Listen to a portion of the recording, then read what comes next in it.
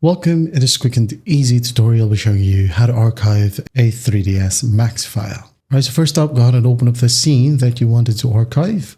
And then just go to File right here, click on Save for now. Okay?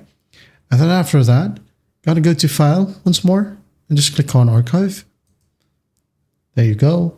Now go ahead and save it wherever you want. I'm just gonna save it on my desktop. Go ahead and give it a name. My new archive, just for example. And then the save as type right here, just don't change it, okay? It will be a 3ds Max archive zip file. Or in other words, it will be max zip. So just go ahead and click on save. And just wait for the process to finish right here. It will say 100% when it's done. All right, now you can go ahead and check it out. You'll be able to see it under here, as you can see. You can just double click on it to see its content. Here we have it. Okay.